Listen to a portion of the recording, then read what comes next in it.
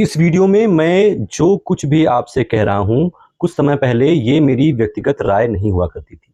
लेकिन जैसा फीडबैक मुझे कस्टमर से मिला, जैसा फीडबैक मुझे डॉक्टर से मिला, उसके बाद अब मेरी राय चेंज हो गई है। मैं भी व्यक्तिगत तौर पर ऐसा ही मानने, जानने और समझने लगा हूँ।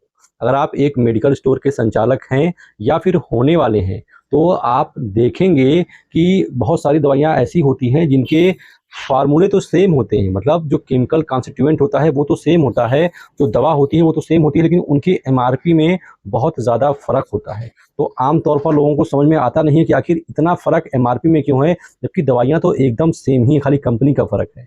मैं यहाँ पर बात जेनरिक कंपनियों की भी नहीं कर रहा हूँ, मैं यहाँ पर बात पेटेंट कंपनी कर रहा हूँ, मैं बात कर रहा हूँ यहाँ पर सिप्ला की, मैनकाइंड की, बात कर रहा हूँ अरिस्टो की। जो बड़ी-बड़ी कंपनियाँ हैं, उनके कई सारे प्रोडक्ट्स ऐसे हैं जो फार्मूला वाइज़ तो सेम है, लेकिन एमआरपी में बहुत ज़्यादा अंतर होता है। जैसे अगर मैं आपको उदाहरण दूँ, तो सबसे मोटा उदाहरण मेरे पास है मैनकाइंड कंपनी का मोंटीकोप टैबलेट और सिप्ला कंपनी का मॉन्टेर एलसी टैबलेट। अगर आप मोंटीकोप देखेंगे, तो मोंटीकोप की एमआरपी ₹100 स्ट्रिप है, मतलब एक टैबलेट लगभग ₹10 की पड़ती है।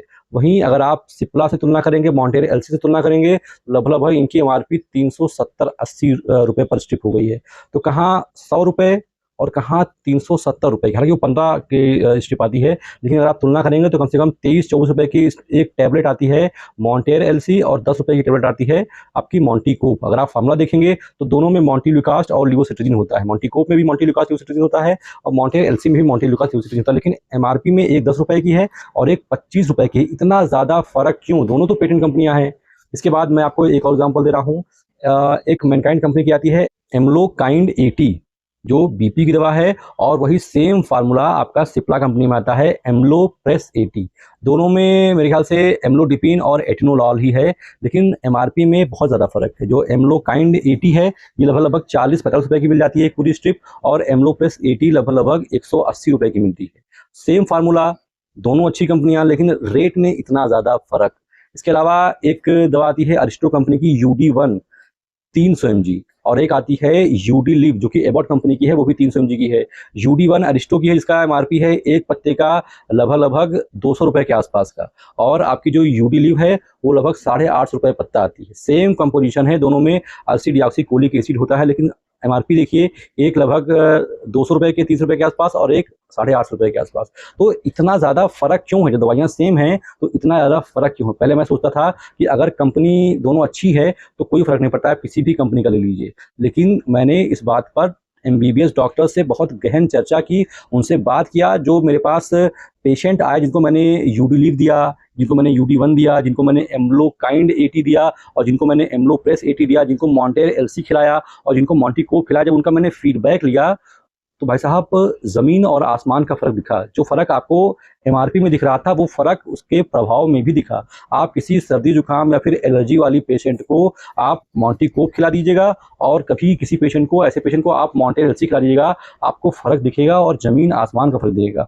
मोंटीकोप आपको हो सकता है 3-4 टैबलेट खानी पड़े, लेकिन मॉन्टेर एलसी की एक टैबलेट में ही आपको बहुत अच्छा रिलीफ मिलेगा। इसके अलावा जो बीपी की दवा होती है एम्लोकाइंड 80, एम्लोकाइंड 80 एक कार्डियोवैस्कुलर दवा होती है, हार्ट की दवा होती है, बीपी की दवा होती है, और उसका जो असर पेशेंट पर होता है, और जो असर आपका एम्लोप्रेस 80 का होता है, सिप्ला वाले का जो होता है, उसके असर में भी पेशेंट ने फीडबैक दिया, उसके हिसाब से ज़मीन और आसमान का फ़र्क। ये मेरा व्यक्तिगत नहीं है, मैंने कभी खाई नहीं है, लेकिन जो पेशेंट ने बताया, जिसका जो फीडबैक मिला कि जो आप एम्लोकाइंड खाते हैं और एम्लोप्रेस खाते हैं, उसमें क्या फ़र्क है, डॉक्टर ने बताया, पेशेंट ने बताया, तो ज़मीन आसमान का फ़र्क है। यूडीलीव और ये जो नया यूडी-1 आया है, बहुत अंतर, बहुत ज़मीन आसमान का फ़र्क है। तो अगर आप खुद से प्रैक्टिस करते हैं, तो भाई मेरा अब आपको पर्सनल सुझाव है कि आप ऐसे प्रलोभन में ना फंसें जिसकी एमआरपी बहुत सस्ती होती है। आपसे लोग आके मार्केटिंग करेंगे, भैया देखिए ये यूडीली जो आपका आता है वाट वाला, वो देखिए ₹850 का है, हमारा वाला ₹290 का है। कितना ज़मीन आसमान का फ़र्क है। आपके पेशेंट को सस्ता पड़ेगा। आप एम्लोप्रेस लिखते हैं डॉक्टर साहब, या आप एम्लोप्रेस 80 किसी खिलाते हैं, आप एम्लोकाइंड 80 खिलाइए, बहुत अच्छा फ़ायदा करेगा।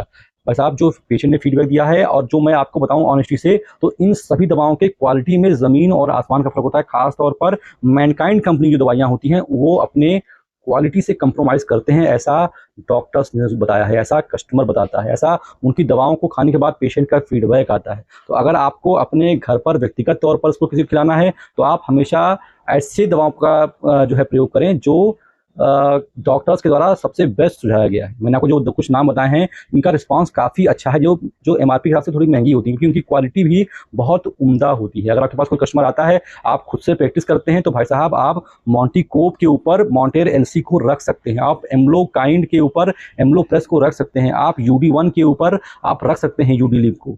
आप ये जो अरिस्टो कंपनी का मतलब ऐसी बहुत सारी दवाइयाँ हैं।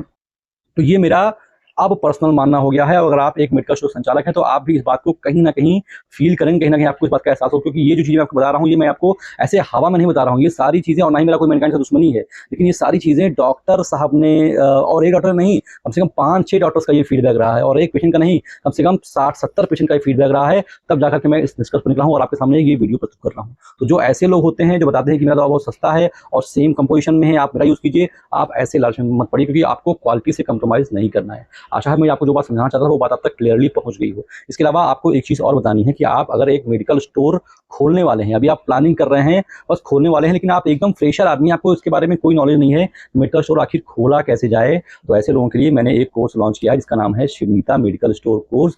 ये कोर्स आपकी मेडिकल स्टोर खोलने में बहुत ज़्यादा हेल्प करेगा। इस कोर्स का लिंक मैंने डिस्क्रिप्शन में दे रखा है। आप चाहें तो अपने मोबाइल के प्ले स्टोर पर जाइए, वहाँ पर टाइप कीजिए शिवनीता, SHIVNITA, मेरा ये लोगो आपको दिखाई देगा। इसको डाउनलोड कीजिए, लॉगिन कीजिए और परचेज़ कीजिए। सब सारी जानकारियाँ जो एक मेडिकल स्टोर खोलने वाले व्यक्ति को चाहिए होती हैं, वो मैंने इसमें आसान भाषा में दे रखी है। जैसे ड्रग लाइसेंस कैसे बनता है, कौन-कौन से डॉक्यूमेंट लगते हैं, डॉक्टर साहब का पर्चा कैसे पढ़ते हैं, कौन-कौन सी दवाइयाँ मेडिकल स्टोर में रखी जाती हैं, शेड्यूल H1 नार्कोटिक दवाइयों का रजिस्टर कैसे मेंटेन किया जाता है, दवाओं को रखने का प्रॉपर तरीका क्या होता है। ये कुछ ऐसी चीज़ें हैं जो इस कोर्स में मैंने कवर कर रखी हैं। तो अगर आप एक मेडिकल स्टोर खोलने वाले हैं, तो ये बहुत अच्छा कोर्स है, आपको बहुत ज़्यादा हेल्प करेगा।